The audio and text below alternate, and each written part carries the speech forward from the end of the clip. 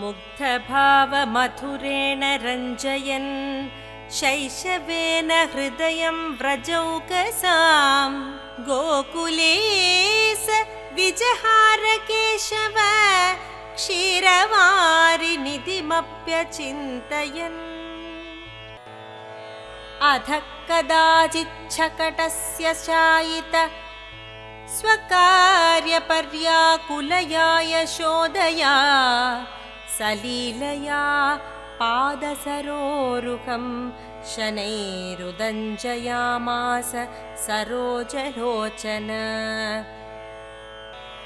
मधुजितश्चरणाम्बुजताडितं शकटमाशु समुत्थितमम्बरे विपरिवृत्य पपात महीतले पटुतरध्वनिपूरितदिङ्मुखम्।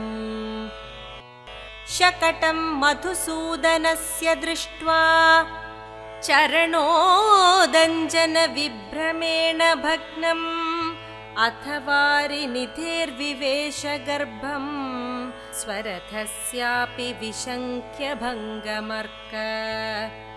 अथ प्रयाति प्रहरे यशोदा जने च किञ्चिन्निभृते सनिद्रे पुत्रं पय पानगुरुप्रमोदं प्रस्वापयन्ती कलमित्यगायत्।